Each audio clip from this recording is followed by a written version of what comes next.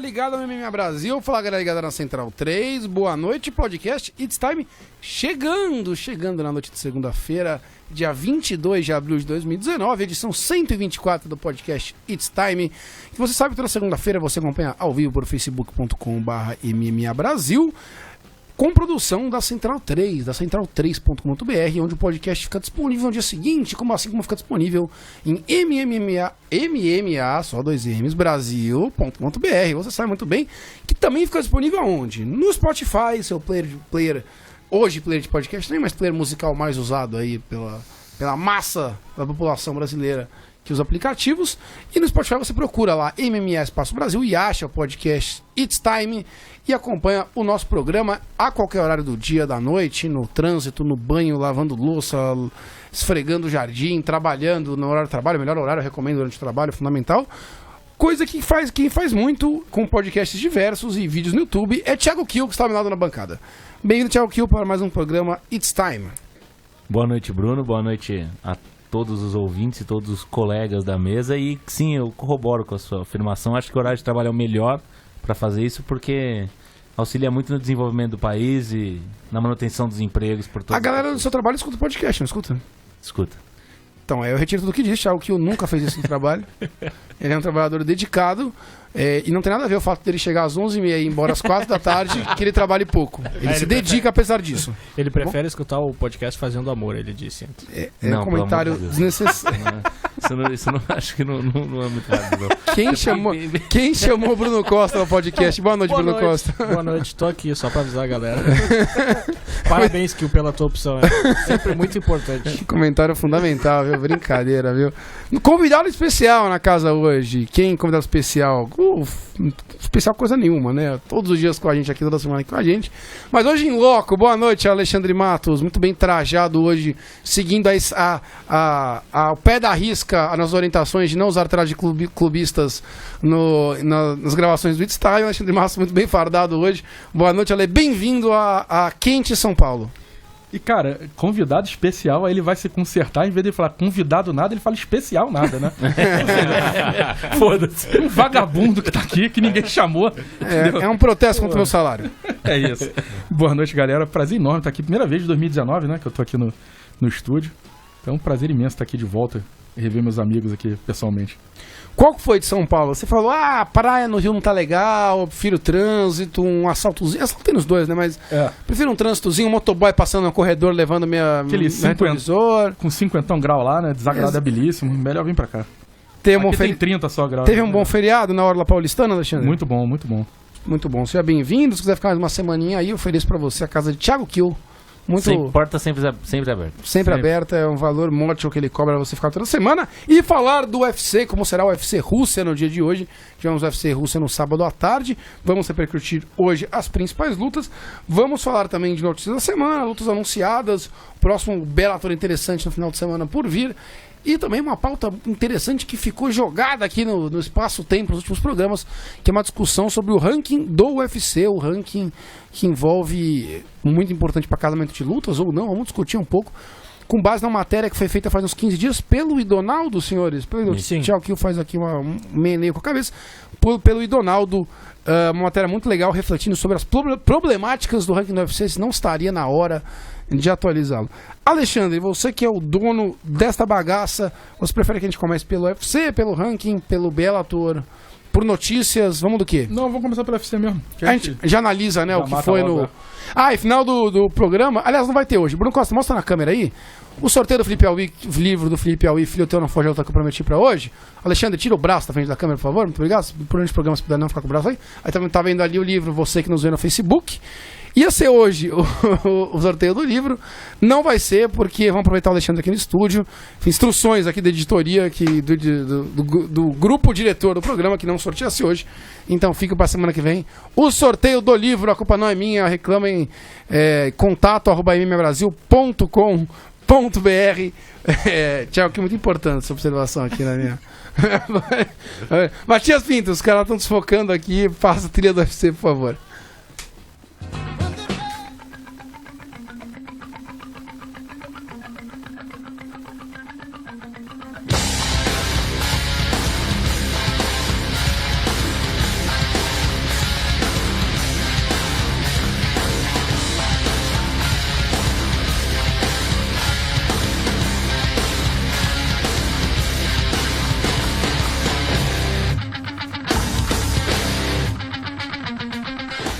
A gente ganha pouco, mas se diverte, né? Isso que é importante nesse programa.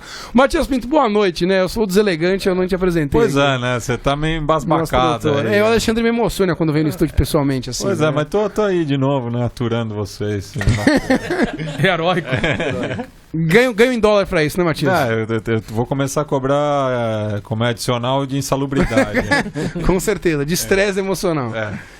Alexandre, UFC na Rússia, UFC São Petersburgo. É Petersburgo, né? Tem um R. Petersburgo, Que é de Peter, né? Antiga Leningrado. Antiga São Petersburgo. Uau. Não, era Petrogrado. Petrogrado. Isso. Faltou informação, faltou aula de história no colégio aqui. Grado é cidade em russo, né? Faltou aula de história ou uma faculdade de história mesmo, né, Matias? Pode ser. Pode ser também, é verdade. Mas, Ale, primeiro assim, visãozinha geral do evento. Um evento com a cara de evento na gringa do UFC, né? Muitos lutadores locais. Só que eu até faço uma similaridade com os eventos no Brasil, né? Porque você vê eventos em países como o Brasil e a Rússia, que são aí brigam pela segunda potência no MMA hoje, tem um material muito vasto de lutadores locais para ser explorados nesses eventos. Então fica um evento cheio de compatriotas dos locais e que às vezes o público de fora não chama tanta atenção. Eu imagino quando a gringaiada tudo vê os eventos no Brasil, aquele cheio de nome brasileiro X que a gente conhece, sabe que é legal, tipo uma Saranduba, os caras olham e falam, quem que é esse daí, entendeu? E esse acho que esse evento tem um pouco dessa cara, né, Ale? Muitas lutas legais, lutadores importantes, lutadores bons e que não chama tanta atenção do nosso público, né? É, sim, cara. E diferentemente do Brasil, inclusive, eles conseguem fazer um evento sem precisar enfiar russo em todas as lutas, né? Aqui no Brasil tem que ter brasileiro em todas, sem exceção, porque senão parece que não vende o ingresso aqui. Lá não precisa, né? Então dá pra eles montarem um evento na Rússia, inclusive sem o principal artífice do MMA russo, que é o Khabib Nurmagomedov, né? Ele tava por lá? Ele tava na arena fazendo graça ou Eu não? não Nem vi reparei. ele lá. Tava, ele tava por lá, sim. É, porque é uma Makachev que ganhou a luta e companheiro de treino dele, né? Amigaço dele, é amigo pessoal dele há muitos anos, inclusive. Um evento que é muito prestigiado. O povo russo é um povo muito da cultura de luta, artes marciais em geral, né? A luta ia prestigiar o evento. O pessoal já participou com a gente ao vivo no Facebook, como eu já disse, facebook.com/MMA Brasil. Você que está ouvindo gravado e quiser participar, só entra segunda-feira, 9h45 da noite, que estamos no ar. Já está com a gente aqui o Vinícius Maia. Boa noite, bancada. Hoje vou conseguir ver ao vivo. Melhor podcast de MMA do Brasil. Obrigado, Vinícius. Está sempre com a gente nos comentários do site lá. Felipe Biancardo de Justo.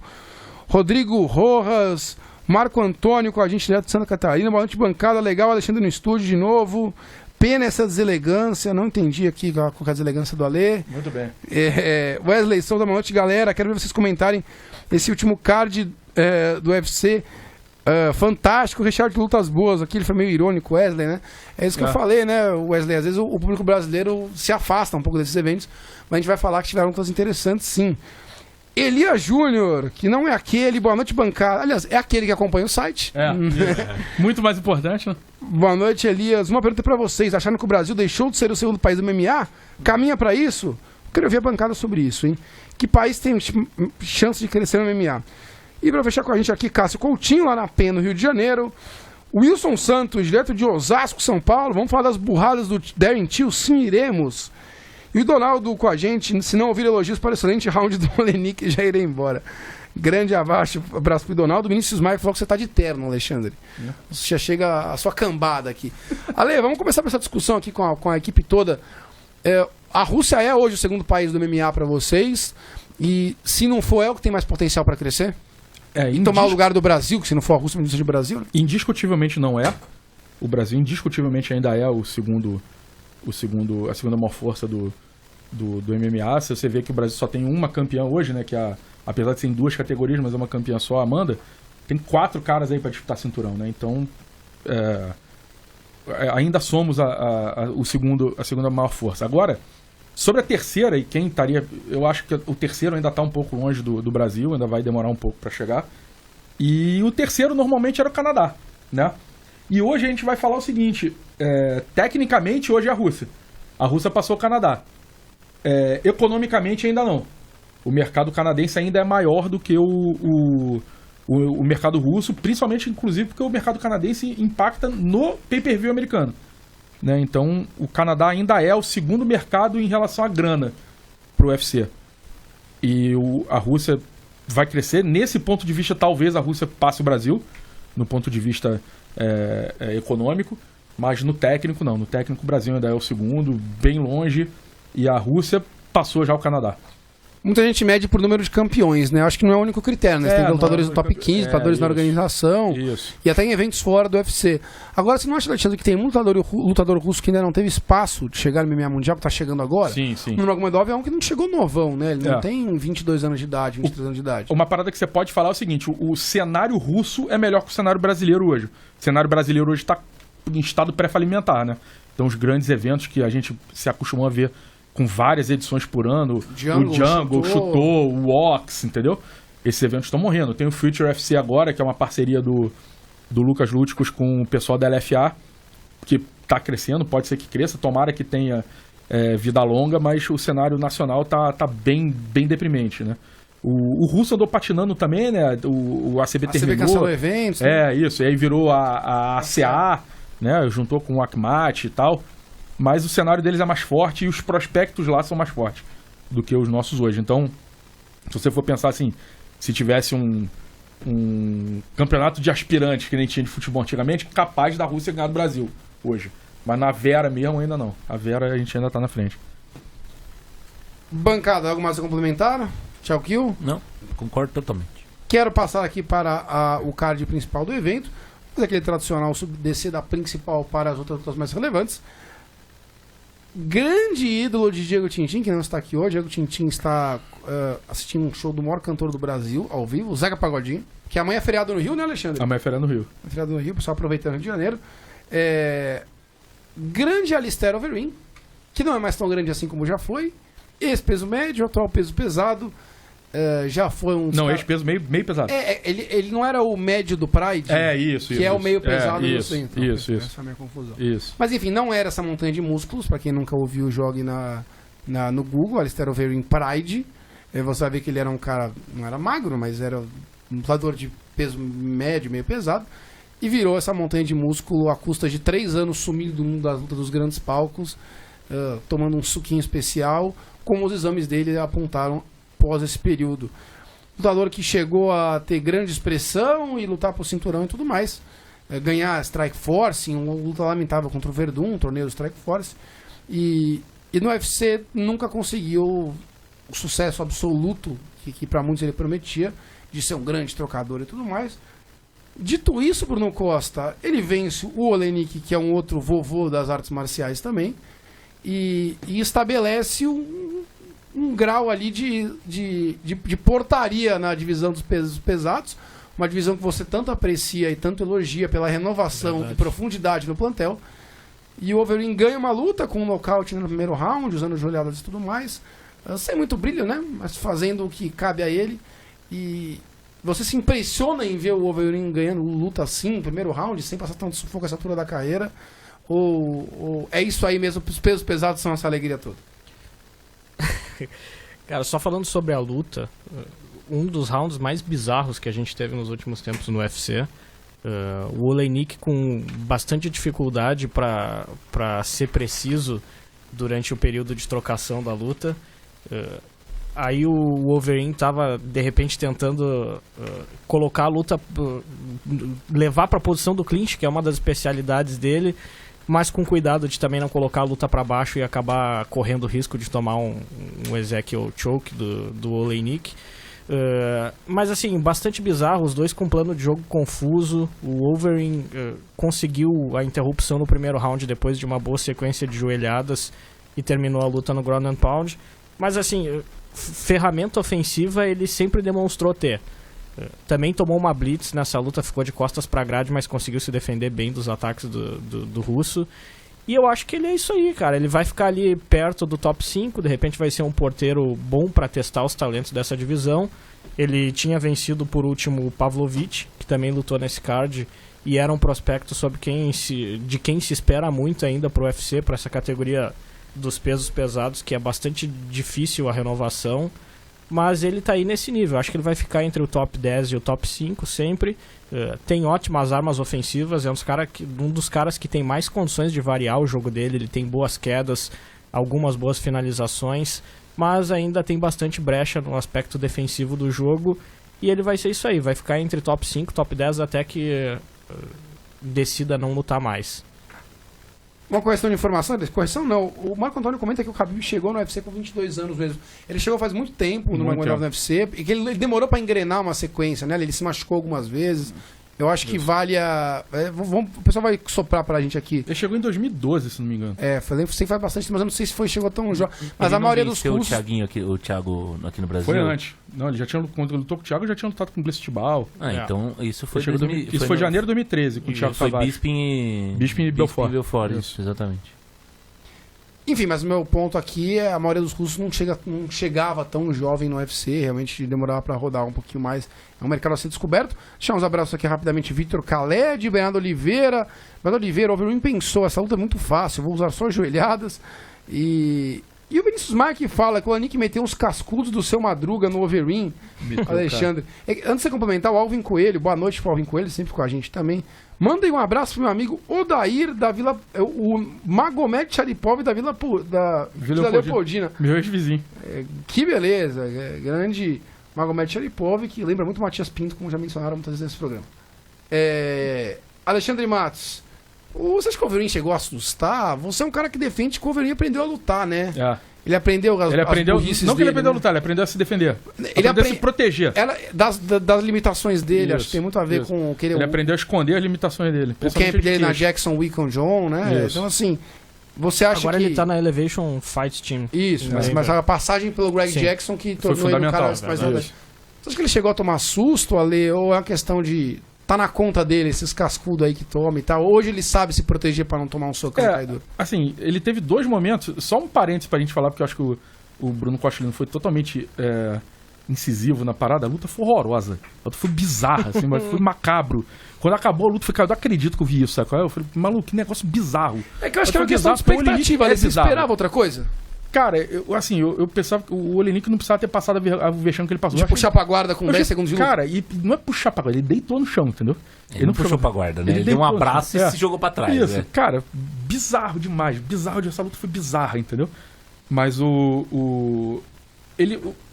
dois momentos que o Overeem poderia ter passado perrengue, não pelo Overeem, um por ser o Overeem e o outro por ser o Oleinik.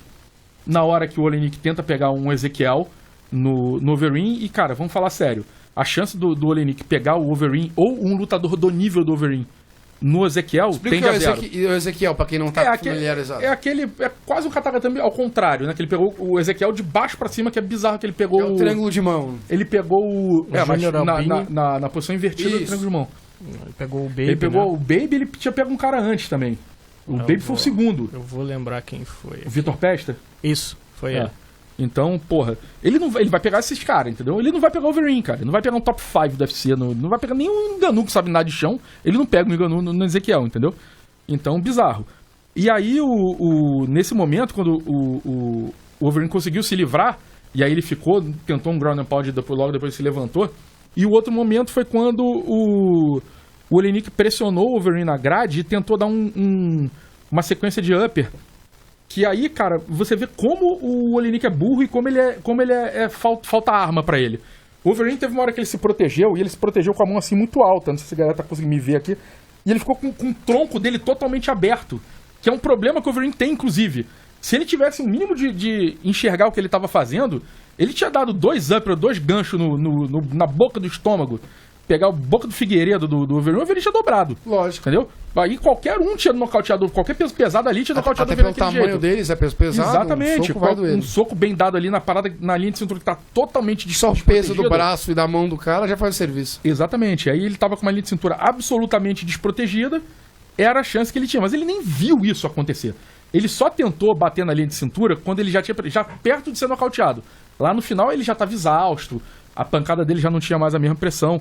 Então, quando o Overeem se protegia, ele sabia que aquilo ali ia passar. Então, os golpes não estavam entrando, estava batendo tudo no bloqueio dele, e ele sabia que aquela incidência ali do Oleinik ia passar.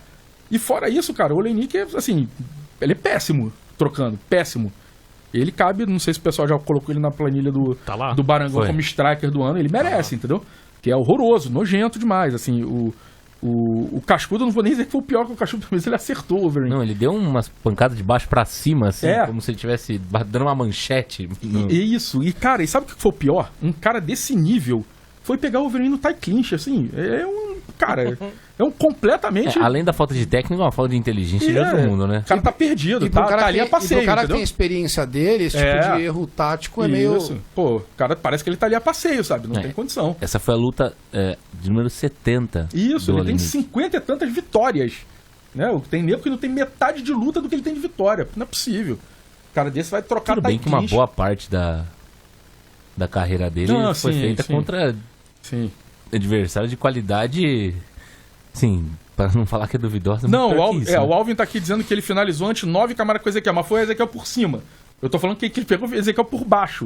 O Ezequiel por baixo é muito vergonhoso. Ainda mais sem kimono. É muito vergonhoso. Então no UFC ele só fez 2. Acho que na carreira dele por baixo ele só fez 2. Mas, porra, cara, quando o Olenik resolveu trocar tie clinch, aí sim eu vou concordar com alguém que falou aqui em cima. O Wolverine falou, pô, não, realmente tá fácil, eu vou só na joelhada. Porque esse maluco tá de brincadeira, esse maluco queria trocar tie clinch comigo. Então, porra, e lamentável, Foi cara. Bernardo Oliveira. É isso mesmo, Bernardo, foi isso mesmo. E preparação e o condicionamento físico do Olenik dantesco também, né? Se a luta vai pro final do segundo round, imagina, sobrar os restos mortais dele, só o trapo dele ali. Ô, Thiago, o que esperar aí dos pesos pesados? É isso mesmo? A gente sempre fala aqui, parece que a gente fica meio repetitivo aqui, né? Falando dos pesos pesados. Agora, vem evento, essa tragédia, quem salva o top 3. O UFC não faz questão de querer, não faz questão de querer mudar muito também. É o que o Bruno Costa falou, o Wolverine vai ficar lá nesse estilão mesmo. O centroavante Fred já falou no microfone da Globo que o peso pesado tem que acabar, né? O cara já foi lá no microfone e o falando João isso. Gabriel Gelli, que fez a resenha dessa vez, lembra a resenha do João? Até porque ele é o auto-intitulado especialista em MMA russo do site, e é mesmo. E é mesmo. Nesse auto nós não só do site, como talvez do Brasil. Com certeza. Se é do site, é do Brasil, porque sim. Não é nem tanto mérito nosso. Eu acho que é mais demérito do resto do... Aliás, também é muito uma mérito parte de cada. Mas, enfim, dito, sem polêmicas à parte, o evento tem no Olenik, o João colocou, não sei se vocês concordam, e o Kio por se manifestar agora. Perdão, Matias. Perdão. O Matias está conectando aqui minha proximidade com o microfone. Eu tirei o fone e eu perdi a sensibilidade. Thiago Kio, o Olenik também é um porteiro do top 15, do top 10, né? Isso que é o mais triste. Isso diz mais sobre a qualidade dos pesos pesados do que o fato do Wolverine ser o porteiro do top 5. Porque, como o Bruno Costa muito bem falou, o arsenal ofensivo do Wolverine é de altíssima qualidade. E isso é inegável. Ofensivamente ele é um grande lutador. O tie clinch dele, por mais que tenha sido fácil, as joelhadas e tudo mais que ele faz é com muita potência, com muita velocidade. Ele tem explosão, ele tem um condicionamento físico razoavelmente bom para a categoria. Então, dentro do aspecto ofensivo, ele cabe dentro de um top 15. Se fosse uma categoria excelente, ele seria um top 10 com certa tranquilidade, que teria dificuldade contra quem explorasse bem as brechas defensivas dele. O grande problema é quando a gente olha a parte de baixo do top 15 e vê gente que, se fosse praticamente em qualquer outra categoria do UFC, talvez não tivesse nem contratado com essa qualidade técnica. Um cara do nível do Olenik, numa categoria como peso médio, talvez, não estaria nem contratado, não estaria muito no fundo do ranking, nas categorias mais cheias. Não, ou mais no peso leve, o e-mail do empresário dele cairia no spam Isso, exatamente. do Sean Shelby. Nas categorias, nem peso leve, pode ser no peso pena, no peso gala, essas categorias onde os lutadores são mais técnicos, mais rápidos, ele não passaria perto de... Seria um lutador ruim do Bellator, entendeu? E isso diz muito sobre a categoria. A gente é repetitivo sobre isso, mas é porque já chegou no nível da obviedade. A gente repete porque é fato. Não é porque... Eu fico triste, eu gosto do peso pesado, hein? Sim, mas são vários fatores. Não desse peso pesado, Bruno Costa, mas do peso pesado mas quando a gente olha para a evolução histórica da categoria, em geral, são vários fatores, né, que fazem com que isso aconteça. Principalmente o maior controle de antidopagem, que também dificulta a continuidade de lutadores mais velhos, dificuldade para a proibição de tratamento de reposição de testosterona, maior controle de uso de substâncias, etc., que, querendo ou não, tornavam mais longevas as carreiras de determinados lutadores do passado. Pegos ou não, isso é um reflexo também desse maior controle. E mesmo de lutadores que depois se mostraram meio pesados e de outras e desceram de categoria, porque, por exemplo, o Cannonier. Mas, por exemplo, Entendeu? senhores, e a questão do nível técnico? Porque eu não vejo que é só uma questão de repente física. Mas também aí tem uma falta de população Porque pra você isso, vê- né? É o que o Alexandre sempre fala, um americano de 2 metros e 10 que tenha uma capacidade física excelente, ele vai jogar basquete na faculdade, vai lutar wrestling ou vai... Que vai jogar, você vai jogar futebol americano. Que seja. Não, depende de 2 metros, o cara vai jogar futebol americano. Futebol americano. Já passou do limite do futebol americano, ele vai basquete, entendeu? É basquete, Mas cara igual um ou o outro, LeBron, sacou? o LeBron James, ele tem um porte de peso pesado tranquilo, assim. isso. O Shaquille O'Neal, então Não, só de porte. o Shaquille O'Neal nem conseguiria. Nem se você conseguiria. cortasse a perna. Mas assim, um cara desse porte gigante, ele não luta MMA porque MMA é um esporte financeiramente mas irrelevante me perto assusta. dessas grandes ligas. A gente sempre, no período do UFC, pós-moderno aí, Alexandre, pós-moderno UFC significa pós-UFA, né? Pós-UFA. A gente faz uma retrospectiva do peso pesado e sempre tiveram ali um top 3, top 4 decente. Uma vez eu fiz uma matéria sobre isso, mostrando que nunca teve muita gente mesmo nos pesados em nenhuma época. Mas sempre teve os seus nomes. E há muito tempo a gente vive de Miocic, Cormier e Cigano. E, teve o Verdun com um sprint dele aí, mas já é mais velho. Velasquez. E o Velasquez, que é o cara que faz muito com os 3-4 anos, não luta, mas era ele. Você não vê ninguém chegando, se renovando. A gente passou por períodos de Frank Mir, Shane Carvin, Brock Lesnar, Tim Sylvia lá atrás, que não era nada demais também, era só um gigante. Não, a categoria sempre foi difícil. Aí teve um Arlovski, que era Mas meio Arlovski pesado, mas era muito bom lutador. bom lutador. Então você... Por que falta renovação pra você, Alexandre? Por que falta nível técnico? Por que um Cormier sobe pro peso pesado, que não tem tamanho de peso pesado, tem força e tudo mais, e janta todo mundo sem dificuldade? Que ele come muffin lá, ele não vai cortar peso, porque ele é melhor, né? Mas ele não tem o porte de... O negócio é que ele é um gênio do esporte de base dele, né? Ele é um wrestler genial, ele adaptou o wrestling pro MMA de modo genial, e ele é um cara, apesar da forma física dele, ele é um puta do atleta do caralho, bicho. Ele faz 5 rounds no nível alto pra cacete, entendeu? Então ele é um puta atleta, sacou? E por isso que ele... Tirando ele, então. Só ele, cara. E aí é aquela parada. Cara grandalhão, mondrongo, não vai... O cara que for atlético, ele não vai pro MMA, entendeu? Você vê, quem saiu do basquete pro MMA? O Walt Harris. Deus me livre, entendeu? Deus me livre. O Alvin Sampru, o Alvin Sampru, que O Alvin Sampru, que era do futebol americano. era futebol americano também. Era o Rocha? Sean Jordan. Jordan. Foi fullback campeão no... Louisiana State, University LSU? Na LSU, isso. Exatamente, campeão em 2007. Ou seja, o cara tem que ser meio maluco e não ser bom o suficiente pra seguir Tem um a carreira. jogador de hockey, o canadense, o também... Steve você. Mas também depois meio que de parar também. Isso. Aquele largou no meio a carreira, assim. Os outros também não deram certo no futebol americano, por isso que vieram também. Não é porque... É o Matt Mitrione também, né? Matt Mitrione, o que Brock faz Lesnar. o que faz o podcast É que o Brock hoje Lesnar lá. não largou pra fazer MMA, né? O Brock Lesnar Ele nunca chegou a jogar de verdade no Vikings, né? Que faz podcast com o Joe Rogan. Não, um outro podcast, é o Brandon Schaub. Brandon Schaub, então. isso. Brandon Schaub. É um idiota completo. Mas ele também veio do futebol americano, entendeu? Então tem esses caras assim. Tem um caso no Strike Force, mas aí foi uma parada só pro cara se testar, que é o Herschel Walker. O Herschel Walker foi Heisman Trophy no Que é o melhor college. jogador universitário. Ele era um puta de um running back monstruoso, entendeu? Mas Quem ganha geralmente vai ser milionário na NFL depois. exatamente. Mas ele foi pro MMA já com 45 anos, já foi de sacanagem. Ainda fez 3-4-0 lá e saiu fora. Por quê? Porque era puta atleta também, entendeu? Resumindo, você não tem esperança de peso pesado? Não, nenhuma. Os próximos, assim, não é que é pro ano que vem, pros próximos 5 anos você não vê nada. Tá aí uma categoria que a Rússia vai dominar. É essa, entendeu? Porque brasileiro, você vê, esperança de peso pesado brasileiro é o Albini, o Albini, o Augusto Boi, Sakai. o Sakai, o Gomes e o goleiro, que é o goleiro do Chelsea. O Ricardo... Como é o nome dele? Porra, não lembro. O moleque maluco era goleiro do Chelsea B.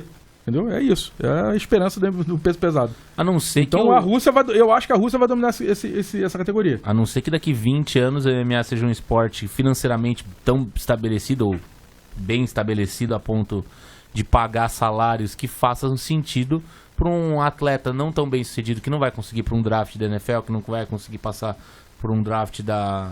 Mas seja NBA, atlético o mas suficiente, né? Seja atlético o suficiente, e queira seguir uma carreira de esportista pagando bem, porque receber $12 mil pra tomar soco na cara... E uma coisa que a gente tem que ficar muito claro cara quando a gente falar dessa migração de atleta, a gente tem que ficar muito, muito claro a diferença de tamanho deles. Pra vir do basquete do futebol americano, você tá falando de running back, no máximo de fullback e de armador. São os Tá? corredores. No máximo shooting guard. Linha entendeu? defensiva também, alguns O linebackers. LeBron James já é grande demais pra MMA, entendeu? O LeBron já é grande demais. O LeBron já é bizarro. O LeBron já é bem maior que o Travis Brown. O LeBron já tá mais perto do Stephen Struve do que do resto da categoria, entendeu? Então o resto da categoria é neguinho do tamanho do Stephen Curry. Tá? Alguns linebackers também poderiam Isso, então. Esse tipo de jogador. No máximo, William entendeu? Gotten pergunta: o peso pesado do MMA já esteve em alto nível? Cara, já. Entendeu? Dá pra foi a dizer grande que categoria eu do diria MMA, que, me né? corrija se eu estiver errado, Alexandre, você acompanha o MMA desde a sua nascença. Eu acho que o auge é o auge do Pride, né? Isso. Com você. E mesmo assim Isso. também não tinha 10 caras, mas você tinha. Não tinha. Tinha 4. Começou ali com o Emelianenko, com o Voyachan. O Vovchanti, mas o Vovchanti ainda era o Vale Tudo meio toscão. E o Vovchanti Que é não era 2002, Ele Quando não era era peso pesado do tamanho desses caras, Não, né? era bem menor. que nem o Fedo. Mark Coleman. O Coleman já tava acabado, já tava meio... Inclusive, quando ele ganha o torneio de 2000 do Pride, ele já era meio largado, já tava meio acabado. E aí você tem o Fedor, o Minotauro, o Crocop... Bob Sapp. O Bob sabe ficar de tamanho, 9. né? E aí, no UFC, naquela época, você tinha o Randy Couture, que nunca foi peso pesado também, né? Que ele era peso pesado pra quebrar galho. E o Arlovski um pouco depois. Ele tava E o mais ou Belfort menos apareceu na um pouquinho antes no época, pesado mas bem também. antes, bem Isso. antes. E o Belfort é quando só tinha Ele e o sub Couture. 100 e acima de 100. Isso. Tá? Ah, tá. Era assim que era a categoria. Aí Ele era lutou peso com o pesado. Couture, inclusive. Isso. Ele era peso pesado por isso, porque todo mundo acima de 100 era peso pesado, todo mundo abaixo de 100 era peso leve. Então, só tinha lightweight, heavyweight, era assim que era definido as categorias. Vamos emendar aqui a análise na outra luta de peso pesado aqui, porque o André Guilherme Oliveira fala: boa noite, rapaziada, todo mundo animado com o surgimento da nova estrela do peso pesado, o Pavlovich, que venceu do brasileiro do Marcelo Gomes. Marcelo Gomes, O Pavlovich é bom lutador, cara. Vinha de derrota, né? Tinha pego uma encrenca antes, né? Que era o O próprio Pavlovich, Overeem. isso, estreou com o Overeem. Mas é nome pra ser top 5? É novo, inclusive. E o Pavlovich é porque, cara, eu acho que ele meio que sentiu o peso da estreia. Entendeu? Por isso que ele deu... Agora, se o UFC segurar, der uns 3 Marcelo Gomes pra ele dá uns Quantos 3 anos tem o Pavlovich? 26. 26, né? O Porque Bruno pra peso Costa é pesado uma enciclopédia. pra peso pesado é um neném, né? É um neném. Peso pesado é um cara muito novo. Eu acho que inclusive deram uma avacalhada na estreia dele, colocaram o Overeem porque ele é um lutador de mão muito pesada e apostaram que o Overeem ia acabar abrindo o bico, mas ele acabou isso. conseguindo levar a luta, quedar e controlar bem até conseguir uma interrupção contra o Pavlovich. Mas eu acho que assim, ó, eu concordo contigo, que poderia de repente dar 1, 2, 3 lutadores de nível mais baixo pra ele ir se preparando e se desenvolvendo. O problema é que não tem tempo pra isso no peso pesado, né? O cara vai sendo acelerado. Peso pesado, se você ganha 3 lutas, você já tá disputando cinturão. É isso aí. Porra, só viu o Enganu, né? É Derrick Lewis. Foi desafiante aí outro dia. Sim. Não, mas tô dizendo Enganu porque ele começou, emendou 3, 4 vitórias e tava disputando cinturão já. Isso, e todo mundo dizia que, não tá na hora e tal. E foi. Mas tem tu, vai isso tu não é mesmo. um problema também, né? Porque se ele perder a disputa de cinturão, ele também só vai precisar de mais 3 ou 4 isso. lutas de novo, né? E tem tempo, e vai Tem, ser 3 ou 4 exatamente. lutas novo ainda também, entendeu? Exatamente. Enganu tem 30 anos agora, né? 31 anos agora. Sim. Isso. É novo. E já tá aí, já faz quanto? Ele já fez umas 7 lutas, né? No Já, UFC, eu acho isso, 7 ou 8 isso. lutas. O Vinícius Maia lembra do Josh Barnett, né? Nos anos 2000 também. mas o caiu Josh no Barnett- jogo no antidoping. Exatamente por isso. Aí, cara, é bom lutador, talentoso, mas, cara, porra, é foda. Não dá pra tu medir O a carreira Donaldo do lembra cara. de uma lenda aqui, que é o Rico Rodrigues, né? Campeão do UFC. Campeão do UFC. Que momento Pra deve tu, ser. pra tu ver como é que era bizarro. Era bem complicado nessa época. E o Rico Rodrigues é meio triste, ele estendeu muito a cara. Até outro dia tava lutando aí, O apanhando de Rodrigo alguém. tá ativo ainda, Tá ativo. Então, tava apanhando até outro dia de sim. alguém aí, horrível. O Bazuta foi campeão peso pesado do Pride? Foi, do UFC. Deve ser. Do UFC. Isso. Do Pride ele não foi nada? Do Pride? Foi o primeiro campeão Foi. europeu do UFC, né? Isso, primeiro campeão Mas do europeu Pride ele não foi nada? o Comentarista. Bazuta? É comentar por isso. Comentarista. Tá vendo, Matias? Você tá rindo de mim, né, Matias? Você gosta, né, de uma polêmica. É verdade, mas é por isso que eu associei tanto tempo, né? Ele era o comentarista, na verdade, né? Isso. Era o Mauro Ranallo, era o narrador e ele era o comentarista. Excelente comentarista, inclusive. Engraçado pra cacete. Falei um comentário aqui, a gente bate muito aqui nas transmissões, acho que com razão, do combate, mas o Wilson Santos tá falando: galera, eu gostei do Flávio Canto na transmissão, achei ele menos óbvio ali. Eu não vi o evento ao vivo e eu... Vamos voltar pra luta. Tem a experiência olímpica, mas não é muito o ramo dele, não foi aquela... Vocês não acompanham o voto do relator, então? Ele mandou bem falando qual que era a queda que o Overeem deu lá no... Mas no olha só, Olenik, eu acho um- que ele é um cara que tem bastante condições de melhorar, porque ele parece alguém que pega e começa a estudar. O problema é que ele não sabe sobre a história do esporte, ele não conhece os lutadores do passado, não sabe direito quem são os do presente também, ele sabe, de repente, analisar o que está acontecendo na luta, tá? Mas eu já notei do último evento que ele comentou para esse, ele já teve uma melhora pequena. Acho que é um cara que tem condições de evoluir, porque ele é muito inteligente, ele parece que tem disposição para estudar. Diferente de vários outros comentaristas de lá. Que não são nenhum nem outro. Exatamente. E que não se dispõem a, de repente, tentar entender mais o que está acontecendo no octógono e se deixam levar mais até por amizade, sei lá. Tipo. Você tem a turma da amizade, tipo um joinha da vida comentando, que graças a Deus não aparece mais. Você tem o Minotauro, que, meu Deus do céu, né? Qualquer coisa é melhor. Adoro o Minotauro. Pô, sou fã do Minotauro pra caramba, não tem condição nenhuma de comentar a luta, né? Maldade. Não tem mesmo, vocês sabem disso. Maldade. Não, tô brincando. Mas você vê, eu fã do Minotauro, pô, mas uma coisa é outra coisa, caralho. O Pelé não tem condição nenhuma de comentar o futebol também, entendeu? Um bom exemplo do que o Bruno falou é a própria Akira. Quando a Akira começou, de quando a Akira começou a comentar dentro do UFC até quando ela parou de comentar ela melhorou lutas, ela melhorou muito.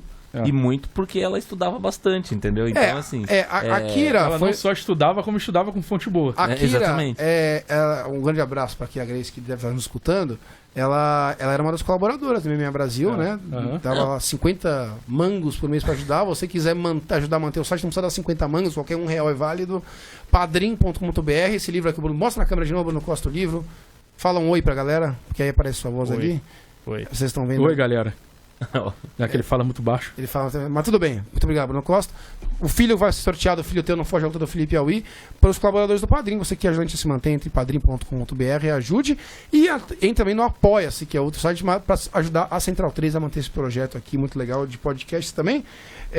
A Kira lia pelo site, né? Ela, assim, não era o que a gente tá brincando. Ela publicava nas contas das redes sociais dela, foto do site. Estou aqui estudando pro UFC tal, e filmava o site, estou olhando o MMA Brasil, marcava o site. O que é muito mais honesto do que os outros, grande parte dos outros comentaristas fazem até hoje, que é ler o site e não dar o mínimo de crédito. Eles não podem dar crédito no ar, a Globo não deixa, tá? Mas não custa nada, marca nas redes sociais, menciona no Twitter. Sabe, dá uma moral, porque não custa nada, né? E assim, vocês estão, Bruno, você tá inventando isso daí. Não, estamos fomentando o trabalho da galera. Você tá falando isso daí porque é pra se achar, se acham pra caralho. Faz o seguinte, pega uma luta que não seja principal, seja uns caras mais X, pega o nosso texto e vê quais são os comentários. Assim, é ipsis literis, que quer dizer, na íntegra, é exatamente assim, o pessoal lê a frase que tá lá. Thiago Kiel, Bruno Costa, Alexandre Matos, que escrevem prévia, sabem melhor do que eu isso. Não estamos nos achando, apenas um fato que estamos constatando. E eu tenho muito... o Marco que comenta, o mestre Mariano faz muita falta. Grande Arthur Matheus, ótimo lutador, comentarista. Comentários aqui, muita gente participando. O Wilson Santos, o Bob Sapp também saiu do boxe, foi pro MMA. O Bob Sapp... Kickboxing, né? Ele jogou futebol americano. Ganhou o Ernesto Rush, tá? Não, o irmão dele é um dos maiores defensores Warren da história. Campeão do Super Bowl, mais uma vez. Isso, ele jogou universitário. Isso. Comentários aqui, o Leone Ferreira, Alexandre Matos, manda um salve aí, de férias, mas curtindo aqui. Grande abraço pro Leone, trabalha comigo lá na Azul, abração, boas férias aí, meu camarada. O Paulo Bueno, abraço galera, família Zenidim, Ponta Grossa, Paraná, grande Paulão, um abraço pra você. O Idonaldo lembra que o Rico Rodrigues apanhou do Alex Nicholson. Alex Nicholson, que era um horroroso que lutou no UFC. Sim. Evento transmitido em site pornô. No Camp Soda Legends, é verdade. É verdade. Transmitido ao vivo no site pornô, é verdade. Esse evento vai ser uma putaria. Com Crazy Horse, inclusive. Crazy Horse, que faz todo sentido. Lutador e ator pornô. Desculpa aí, meu pai escuta o programa, ele vai estar... criticando esse momento. Um grande abraço pro meu pai. Não sei se tinha o Dakota Cochrane, acho que não. Não. Só faltava essa. Manda um abraço pro meu pai, que é seu fã também, Alexandre, por favor. Grande abraço pro Maurício Verde, Maurício Sader, muito bom. Felipe Biancardi Justo, põe Alexandre Matos lá e tá resolvido, muito mais prático. De peso pesado não, eu espero de comentarista, né? Aí acho que resolve. Graças a Deus. O Yuri Coimbra deixa um boa noite.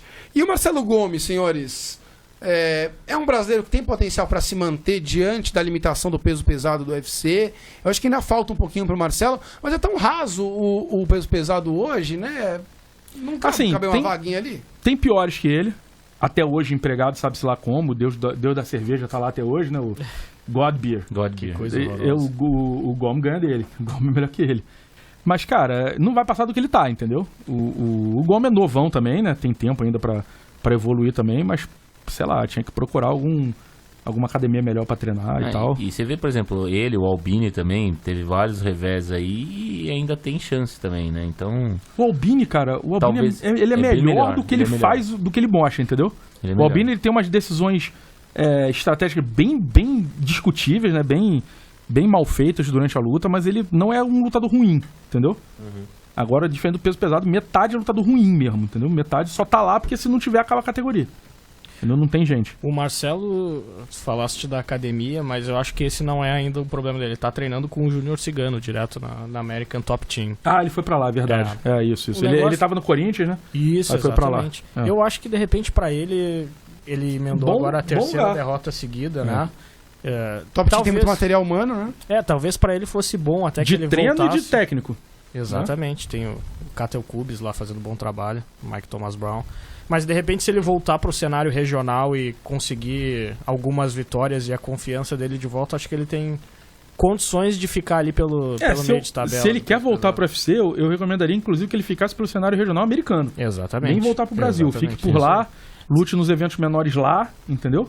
Fica lá na Flórida, continua lá na TT. Se bem que pra categoria dos pesos pesados é mais fácil voltar pro Brasil e ir pra fora, porque a gente vê pras outras categorias, O problema é principalmente que não vai mais ter leves. luta, né, cara? É. Ele vai O quê? estar o quê? Com o Vai Ricardo lutar uma vez Pracel? por ano. Ah, sim, não. Não vai ter luta pra ele. Claro, pode ser, mas assim, eu tô dizendo que para as categorias de peso mais baixo, às vezes o lutador volta pro cenário nacional do Brasil e ele não é mais visto pelo UFC, né? Ele Isso. acaba quase que abandonado. Isso. O Albini vai lutar contra o Maurice Green no dia 26 de junho no Target Center em Minneapolis, o UFC Minneapolis. Que não é o velocista, né? Que não é o O velocista. ex-velocista. Exatamente. Não é veloz, inclusive. Isso. Aliás, Muito poucos pelo ali são, contrário. né? Poucos ali são. Evento que teremos Jussi Formiga contra Joseph Benavides. Aí sim.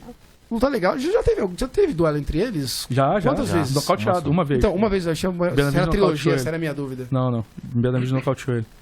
Tivemos anúncio também do Nick Lentz contra Charlie do Bronx. Isso é trilogia. Luta muito antecipada pro Bruno Costa, tá louco pra ver essa luta. A segunda luta já não precisava. Tá 2x0 pro Charlie, né? Tá 2-0. Chegou as duas. exatamente. Então, tipo... Charles não tem moral, E né? ele é brabo, Necessário. né? Porque ele é um, Não, ele essa é um a primeira lutador não que tinha sido no merecia. contest? A primeira? primeira luta não foi no contest? Puta, não lembro. Eu sei que a segunda foi no Brasil. Pode ser. Eu Pode Eu tava... acho que a primeira foi no contest, daí o A Charles segunda- finalizou na A segunda foi em Goiânia. Isso. Isso foi uma guilhotina, inclusive. E daí- No terceiro round. Isso, e daí agora marcaram a terceira por qualquer motivo idiota. E o Charles merecia um adversário ranqueado já, né? Tem uma boa sequência de vitórias de novo no peso leve, tá ganhando confiança, melhorou o striking dele. Merecia, de repente, um adversário melhor colocado do que o Nick Lentz. Grande abraço pra Rafael Oreiro nos assistindo ao vivo. Já tá de su... O Bruno Costa faz uma cara de desânimo ao mencionar Rafael Oreiro, nosso editor. Deve estar de sunga na praia de Copacabana jogando um futebol noturno nesse momento e nos ouvindo por fones de ouvido. Pessoal, o UFC Rússia faltou de falar dos russos de destaque, né? Principalmente o Islam Makhachev, lutador, grande colega do Khabib Nurmagomedov e ótimo lutador, né? Pegou o Sarukian. Isso. Sempre... Provavelmente o T não deve se pronunciar, deve ser Sarukian. aí, Deve ser um bagulho Matias, desse você qualquer. Matias manja? devia falar. Como? Desculpa. O Temudo... Do Daguestão. Daguestão, Sarukian, o Temudo. Ah, Ele não é por favor. Você não tem Pra mestrado isso em que vocês me linguística. chamaram? O russo do. pra isso vocês me chamaram? O russo do Matias tá meio enferrujado. pois O Daguestani, que deve ser uma vertente do russo, né? Não, acho que ele é georgiano, não é? O Sarukian? Não, armênio. Armênio, isso aí. Armênio. Ah, isso É, o terminado em- Makhachev, que é. O sufixo Daguestão. Ian é armênio. Segundo o Matias, essa região é todo mundo a mesma coisa. Ah, é. É Eu o que sempre ele, falo ele isso. sempre diz. É isso que meu diploma de história diz, né? Ele diz. Enfim, Inclusive, todos se amam. o Makhachev é um lutador que, pra quem não tá prestando atenção, melhor prestar atenção, né? Porque o cara se catapultou pro top 15 da categoria, que é uma categoria complicadíssima, que é o peso leve. E é material para um top 10. Que é difícil falar que ele vai ganhar no top 10, no top 5, porque ali é que a gente começa a estar naquele balde, né, Ale? Que todo mundo Acontece de ali tudo, é possível que ganhe, porque o nível é muito alto. Mas o cara é material pra brigar até com o top 5 ali e chegar forte pra encher o saco de todo mundo na categoria. Cara, ele inclusive tá no nosso top 10 do futuro. Ele tem uma derrota no UFC, uma derrota carreira, né? Pro Adriano Martins no UFC 192 e foi assim. Aquilo foi uma zebraça antológica e, cara, se eles lutarem 10 vezes de novo, o Makhachev ganha 10. Então foi... E aquela derrota ele já deixou pra trás bastante. Aquilo foi outubro, novembro de 2015, né? Então já tem um certo tempo, vai fazer 4 anos que aquilo aconteceu. E o Makhachev hoje ninguém lembra daquilo, entendeu? Ninguém nem lembra dele. Ele ainda tem o mesmo... O que fez ele ser nocauteado naquele dia, ele continua mostrando que ele é um cara, como diz os gringos, ele é muito flat-footed, né? Ele é muito plantado, né? Ele luta com a planta do pé toda chapada no chão, diferente do Tsarukyan, que quica muito, que se movimenta bem mais do que ele, né? Mas ele é mais plantadão. E aí, por exemplo, foi por isso que o Pavlovich nocauteou o Gomes. O Gomes é plantadaço. O Pavlovich, mais móvel, conseguiu envolver o Gomes para nocautear. E o Tsarukyan, ele é um cara, ele é um striker mais dinâmico do que o Makhachev. Mas o Makhachev, ele tem um nível de wrestling, que ele mistura o wrestling com o sambo do mesmo jeito que o Nurmagomedov fez, de um jeito muito, muito forte, muito alto. Então ele nessa categoria, vão ser poucos que vão bater de frente ali com ele. Os melhores wrestlers americanos vão ter muita dificuldade de lidar com o Makhachev na hora que ele grudar e na hora que ele pegar o cara, entendeu? Então, eu vejo um futuro muito grande neles. A luta, assim, a luta quase toda, tá? Mas o primeiro round foi uma luta de wrestling, pura e simples. Wrestling puraço. Todos os movimentos de wrestling estavam ali. Muito legal, uma luta dinâmica pra caramba. E depois ainda teve um pouco de ground and pound nos outros rounds e teve alguns movimentos diferentes, mas o primeiro round foi um duelo de wrestling e o moleque bateu de frente, e isso que é impressionante, cara. Um wrestler duríssimo, um dos melhores wrestlers da categoria mais difícil do MMA. Pra ele essa luta, né? Exatamente. E assim, pro Makhachev era uma luta muito difícil pro momento que ele tava, entendeu? Porra, assim, ele merecia um cara do nível do Tsarukyan, não desconhecido como o Tsarukyan, entendeu? Ele merecia um cara com o nível de dificuldade dele, mas com reconhecimento maior na organização. Isso, o Tsarukyan é material de top 15 sem nenhuma sombra de dúvida, entendeu? Então, inclusive, eu tinha até falado antes na prévia, foi eu que fiz a prévia dessa luta. Eu falei, eu olho nesse moleque, esse moleque é bom pra caramba, esse moleque vai ser... Ele tá treinando com a Shevchenko, inclusive. Ele vai pra Tailândia treinar com a Shevchenko e tal. O moleque tá melhorando demais. Ele tem um nocaute no irmão não foi no irmão do Rafael Assunção, não. Foi no Felipe Olivieri. Que, cara, é coisa de quem sabe o que tá fazendo. Ele dá um jab... E ele dá um jab e um upper, um gancho no corpo. E ele faz isso abaixado... E ele devolve o terceiro golpe um chute alto. Assim, ele não tinha nem posição corporal pra dar um chute alto. Então o Oliveira nunca tava esperando aquilo. Viu uma bicada na cara dele que ele cai igual a árvore pra trás, assim. E a coisa de, cara, se você pegar striker bom aí, nego não vai fazer isso, entendeu? É coisa de quem sabe o que tá fazendo. Então o moleque tá treinando, o moleque tá se especializando. Ele tem 22 anos, entendeu? Esse moleque vai ser monstro, tenho certeza. E o Makhachev já está virando monstro. Ele já é ponto e, cara... A próxima luta dele é top 15. Você botou, acho que contra o James Vick, né? Sim. Bruno Costa fez a matéria do matchmaking, né? Do casamento de lutas. Comentem no site. O estilo do James Vick, ele é bom pra testar o Makhachev, mas ele não é bom o suficiente pra nocautear o Makhachev. Porque ele não vai... Pra você nocautear o Makhachev, você tem que pegar ele de uma vez, que nem o Adriano fez. Entendeu? Tem que aproveitar na hora de um plantadão que ele dá e pega ele naquele momento. E pegar com muita potência. Né? Então não é o que o James Vick vai fazer. É um teste bom pro James Vick, mas não é... O ideal, por exemplo, como é que o Makhachev vai lidar quando ele entrar nas pernas do Vick, o Vick pega ele na guilhotina. Entendeu? Então é um teste legal, mas eu acho que o Makhachev vai passar de passagem pelo James Vick. Mas é um ótimo teste. E o que você botou pro Tsarukyan foi o Alan Nugget, né? Aí, meu irmão, é brincadeira. O Tsarukyan vai jogar o Nugget no teto do ginásio. Mas ele vai ter que pegar uns caras desse nível. Tá certo, lógico. Não dá pra segunda, terceira luta do cara ser o Makhachev de novo, entendeu? Pelo amor de Deus. O problema pra ele é que, assim, ele tem só 22 anos, precisa desenvolver ele, precisa dar tempo pra amadurecer um pouquinho mais. Só que ele já realmente tem condições de lutar ali contra os 20 melhores lutadores do mundo. Ele tem. A gente tem que fazer uma ressalva aqui que, por exemplo, quem estreou desse jeito foi o Leandro Vanata, né? Ele estreou chegando muito em cima, pegando o Tony Ferguson, deu um puta de um calor no Tony Ferguson, meteu 2 knockdowns no Tony Ferguson.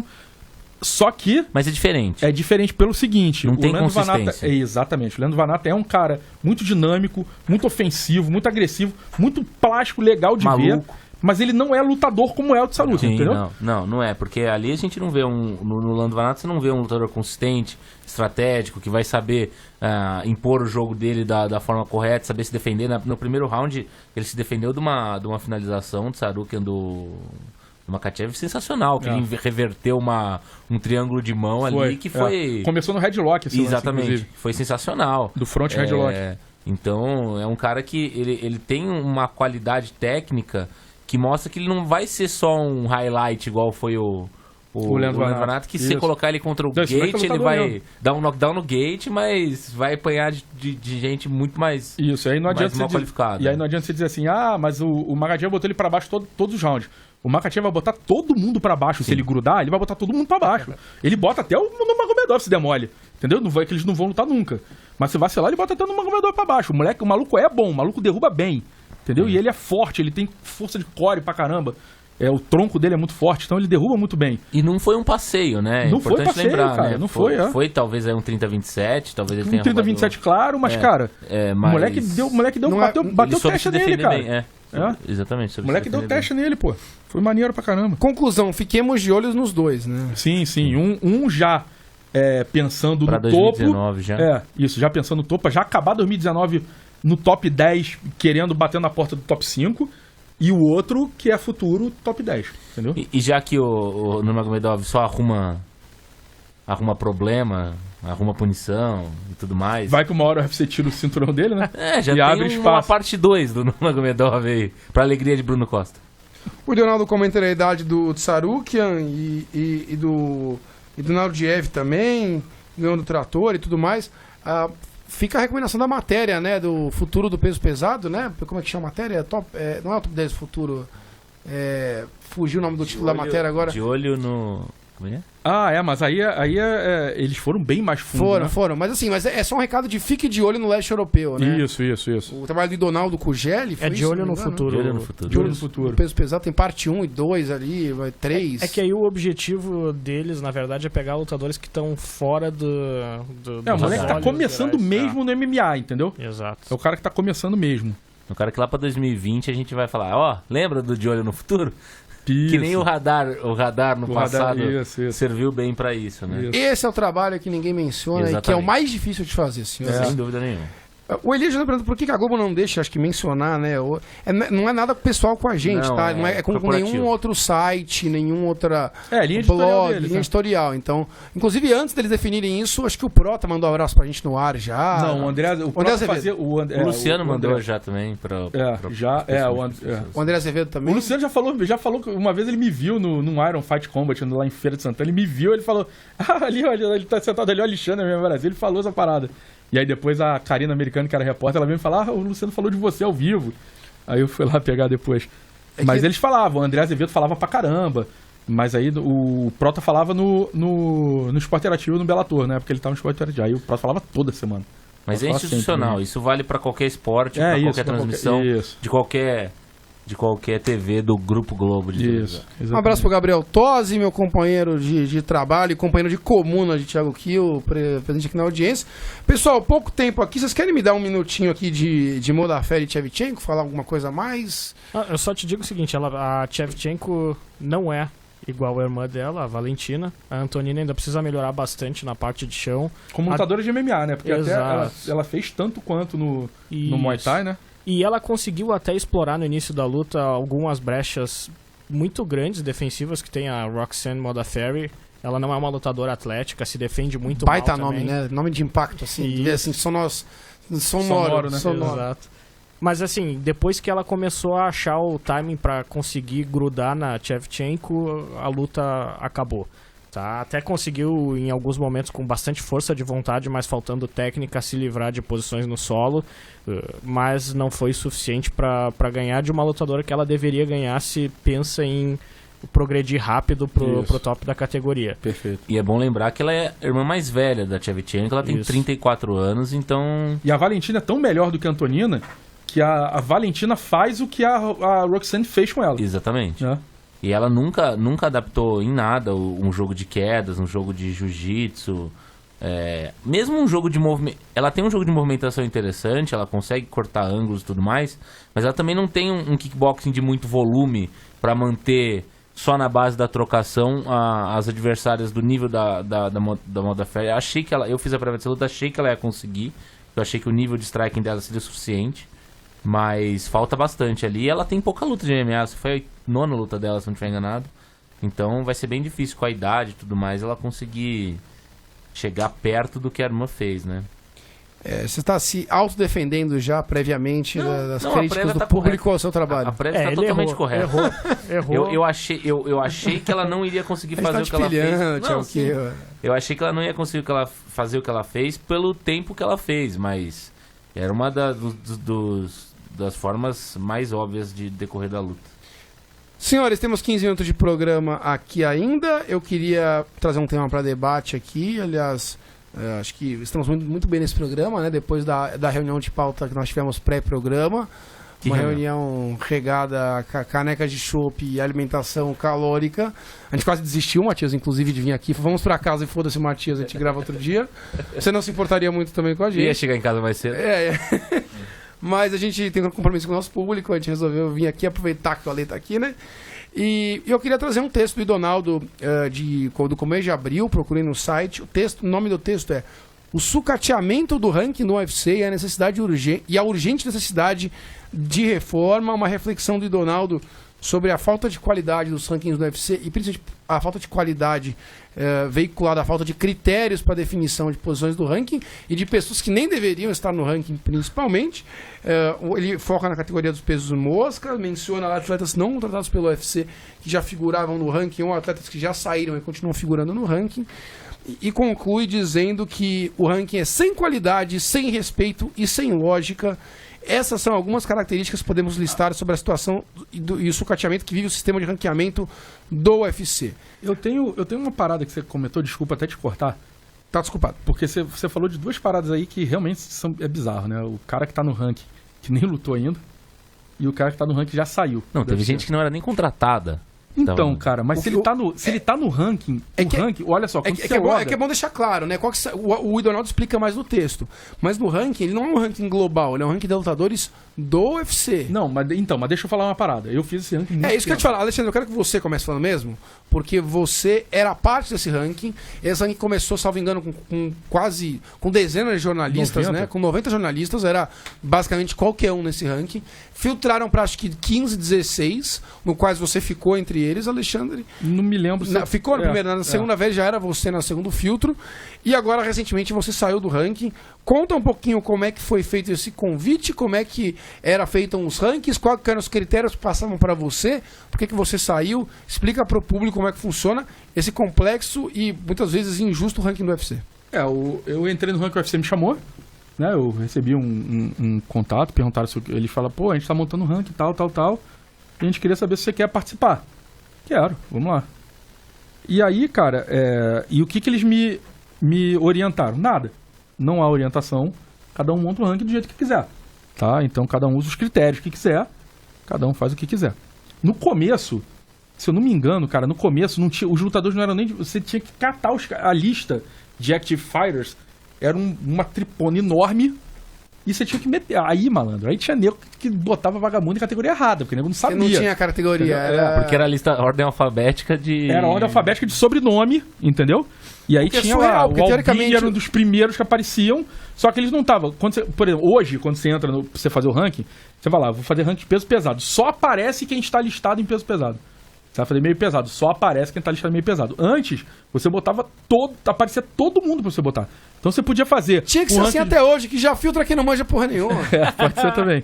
Que aí você já podia fazer um ranking com Demetrio Johnson, Rei Sejudo, Joseph Benavito no peso pesado. Era possível fazer isso antigamente. Devia ser digitado o ranking, pra dificultar mais ainda. Você tem que pôr o nome. Isso. E ainda fazer match com o nome, pro cara digitar o nome certo, desses caras com o nome maldito, entendeu? O cara escrever Christoph Jotko e escrever certinho, entendeu? O cara ranquear o Jotko. Ninguém vai ranquear o Jotko. O Joana e Jade já iam errar. E eu ia errar pelo duplo N no Joana, não nem pelo resto. Exatamente. Então, cara, era assim, sacou? Então você vai lá, faz o que você quiser, você tem o seu critério, e eu estabeleci alguns critérios meus.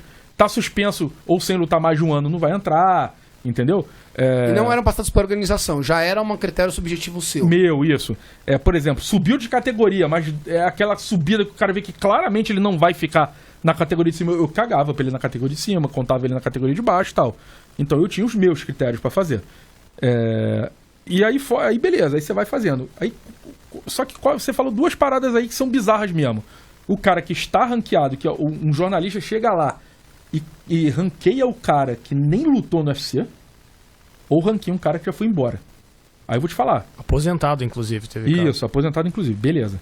É um erro gravíssimo do cara. O cara tem que saber. Se o cara trabalha com essa porra, ele tem que saber. Mas, meu irmão, o nome do... Se ele está no ranking é porque o nome do cara tava lá.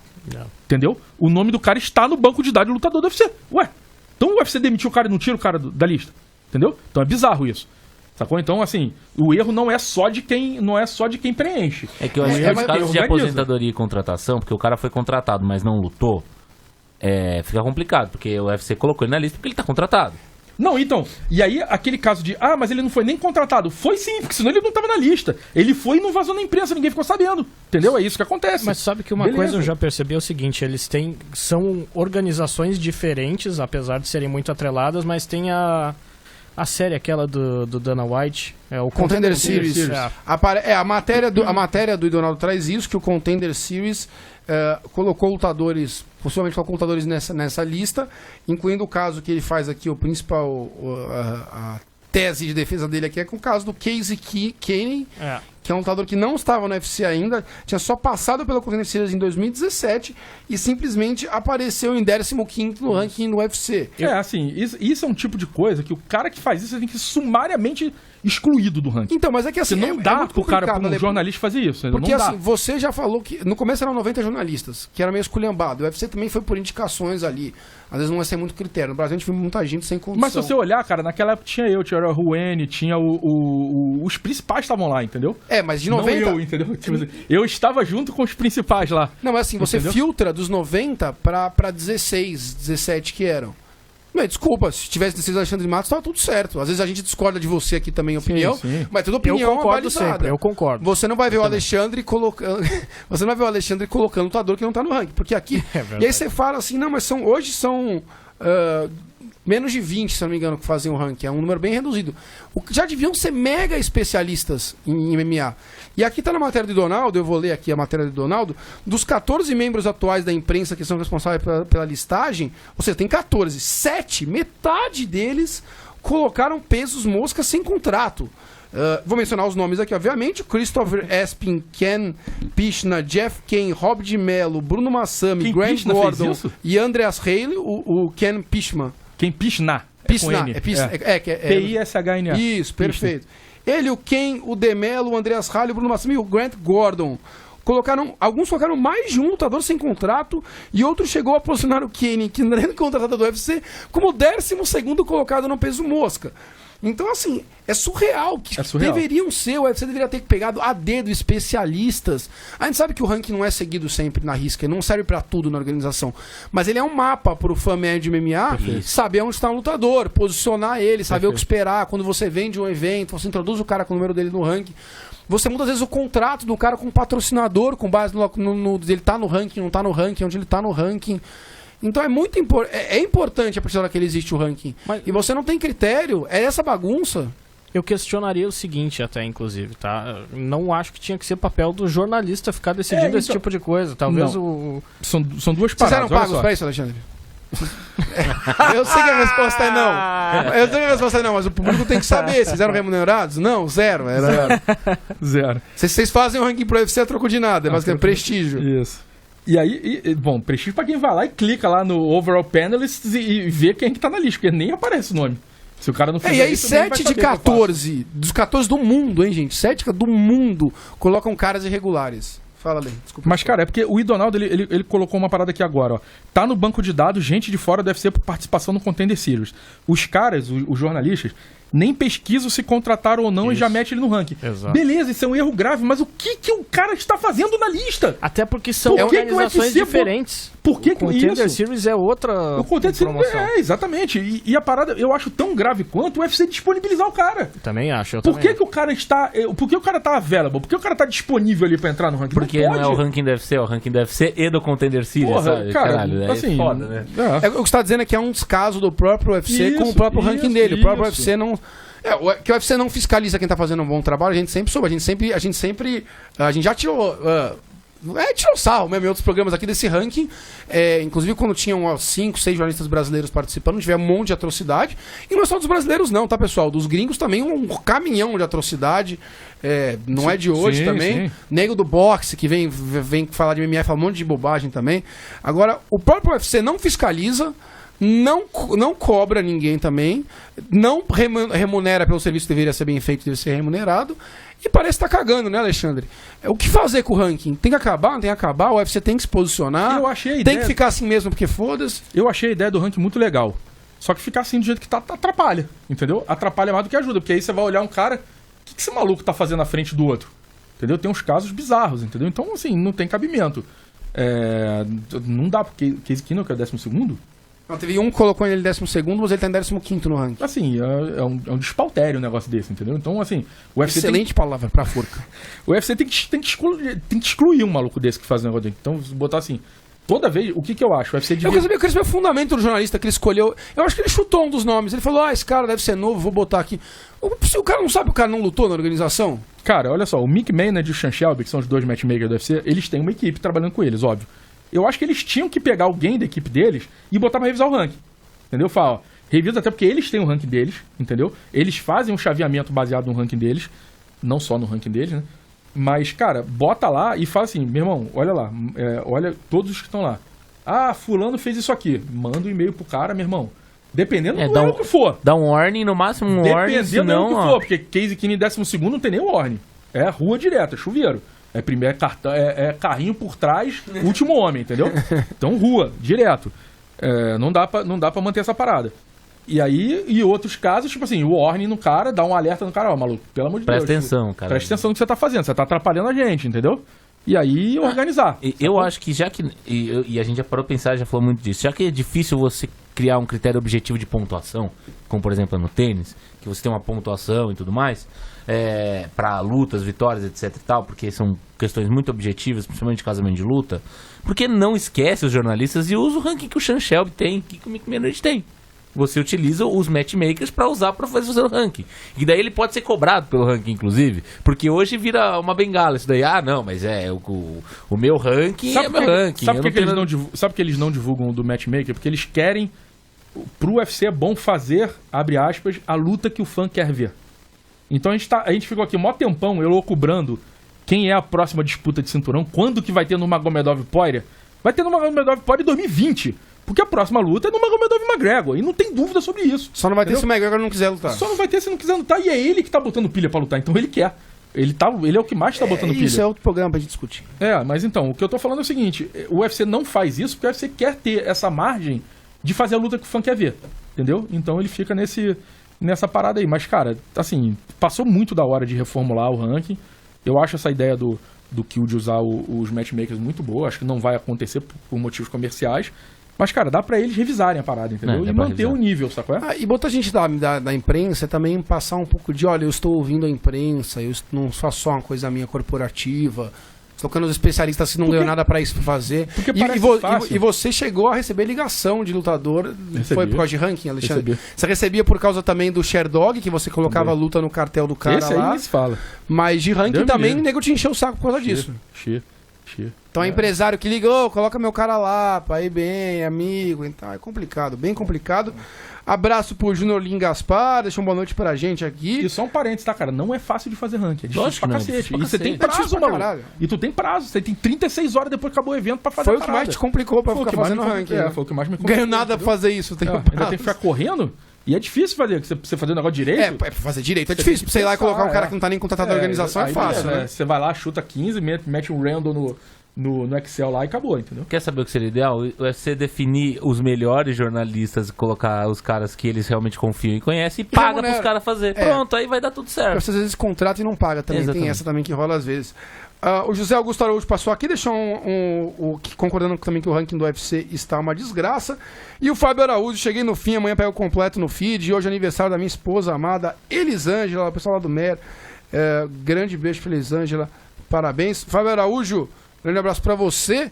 Alexandre Matos, chegamos ao fim do programa. Eu queria dizer que foi uma honra a sua presença aqui em loco. Saudade de você gravando aqui. Demais, cara, muito bom. Estamos esse é o episódio 297, 8 da contagem global. O 300 a gente vai deixar para ser o pós-UFC Rio. Vamos que a gente grava lá, se não grava alguma coisa lá no Rio mesmo. Enfim, prazer ter você aqui no estúdio novamente. Ale, volte mais para São Paulo. Eu sei que o Rio é mais legal, pelo menos turisticamente, mas... Infelizmente eu não faço turismo lá. Mas um prazer enorme ter sua presença no estúdio. Acho que a galera deve ter gostado. Esse bate-papo cara a cara, né? Muito mais maneiro, né? É bem mais legal, né? Muito mais legal, pô. Isso aí vai ser até triste segunda que vem e entrar pelo Skype. Entendeu? Ainda chegar tomando esporro de se eu tô ouvindo, cacete. Chatíssimo. Você só vê os bastidores aqui. Matias Pinto fica maltratando o Alexandre. Exatamente, pô. Pelo amor de Deus. Mas, pô, muito maneiro estar aqui presente, estar aqui junto de vocês, pô. Bom demais. Bruno Costa, grande abraço pra você. Valeu, abraço. Tchau, Kill. Asta. Falou. Um beijo no coração. Você nos acompanha toda segunda-feira ao vivo, 9h45 da noite, facebook.com/MMA Brasil ou no feed no resto da semana. Voltaremos segunda-feira que vem, como sempre. Um abraço de mmabrasil.com.br. Saudades de eu, Tintim.